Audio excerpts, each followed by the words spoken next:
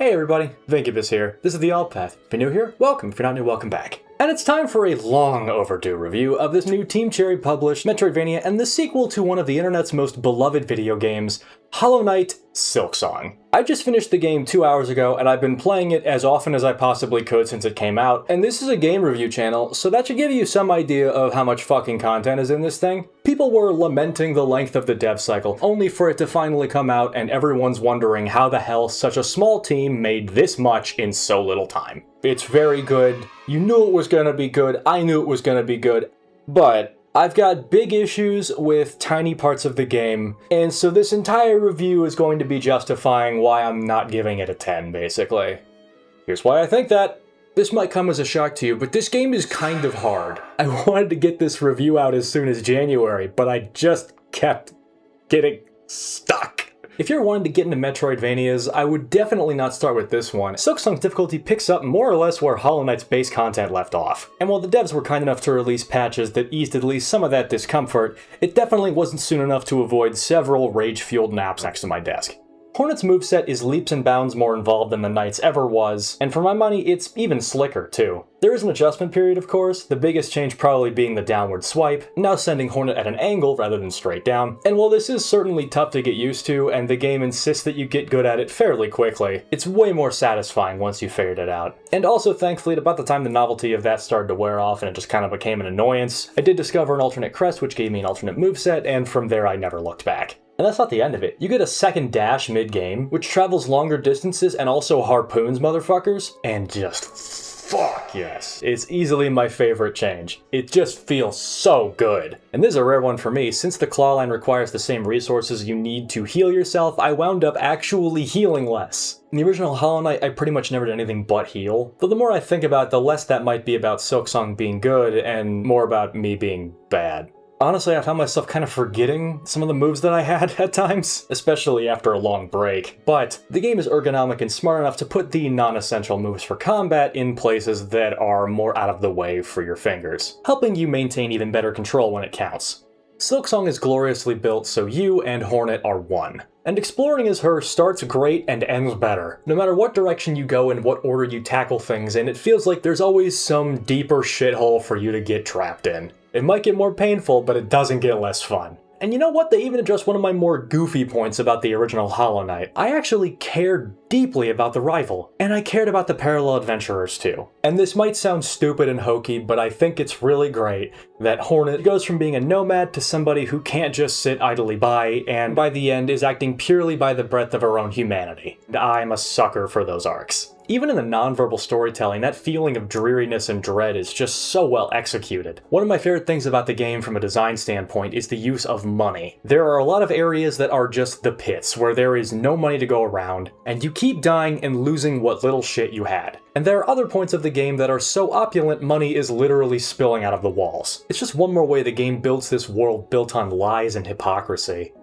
And you know, in Silksong, like, for as much as there is right with it, there are some things that I think it does as good or just differently to Hollow Knight. For example, I didn't find the art direction to be as striking as it was in Hollow Knight proper. Hollow Knight's monochromatic palettes for each region made every biome feel like a totally different world. And while Silksong makes up for that by objectively being bigger, I do kind of think the more dichromatic look, or the drearier, grayer look toward the end of the game, just isn't as visually compelling to me. It's not worse, it's just less to my tastes. There are also some things that in my opinion are just too hidden. I'm not saying that you can't hide things or even big things, but there's some stuff that you actually have to do that I found by what feels like chance. And I can totally see somebody having to look up a walkthrough even to just complete the game, let alone find everything. And there are little things too that just don't really feel becoming of a game as polished and loved as Silksong clearly was. It ranges from little things like Hornet not saying Shaw or it not being possible to pet the fucking dog, to slightly larger things that felt more common in Silksong than in the classic Hollow Knight, where I'd be having fun exploring a new place and then a boss would pop out of the wall, and then it'd be like, alright, fuck, I guess put everything I was doing on hold, we're spending the next 2 hours on this. Not that those fights aren't fun, but it does kind of feel like the game's saying no to you in some small way. Although again, these are very nitpicky, borderline subjective critiques that I'm not going to hold against the game.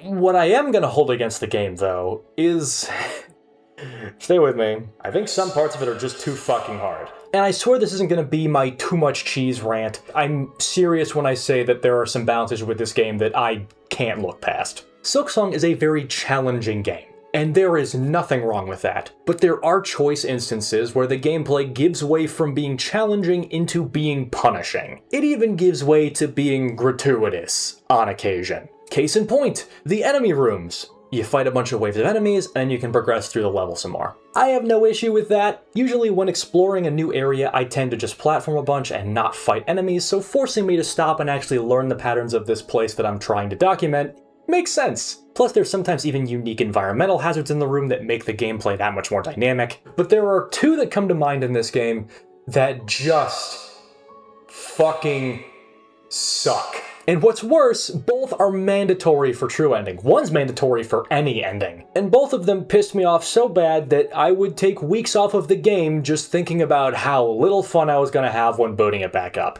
My philosophy on difficulty is this. Difficulty should unfold like a puzzle, where you're presented with a very complicated situation, and you're forced to figure out how to respond to it. In the case of a fight, it would be like how to dodge attacks, how to read telegraphs, where it is safe and unsafe to be, and how to manage your meters like health and silk along the way. And once you have the rhythm of spinning all those plates down, with some execution, the fight tends to unlock from there. And I'm not saying that execution can't be part of the challenge, but when execution becomes the challenge, that's when you start to lose me. If the game is providing me with fun, I will give it effort back. But if I've done something enough times where I feel like I've learned my lesson and it's still not over, let's say after 12 or maybe 40 waves in a row, then I'm not gonna be motivated to try hard, but I have to get back to the parts of the game that are rewarding, and at that point the game is in my way. And I'm not saying that a challenge can't be long either, but if the length is the challenge, that's a problem. Because then you're not testing my skill, you're not testing my brain, you're testing my patience. And I mean, there are some bad walkbacks in the game too, but at least in those instances, the reset after the pulse-pounding nature of a boss fight feels somewhat warranted. But if it's just fighting the same 5 enemies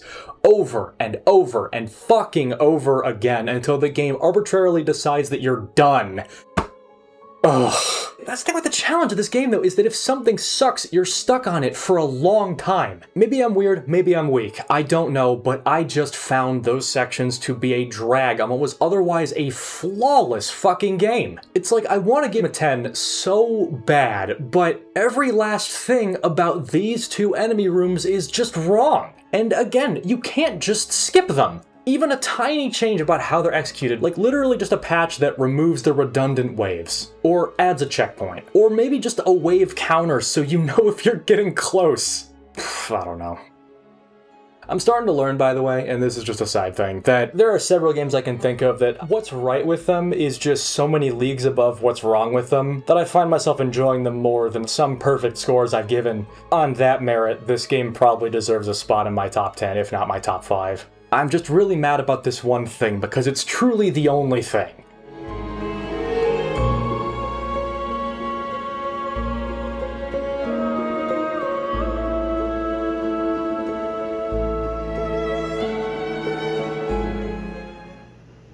I really should have cut eye holes in this thing, 'cause I can't fucking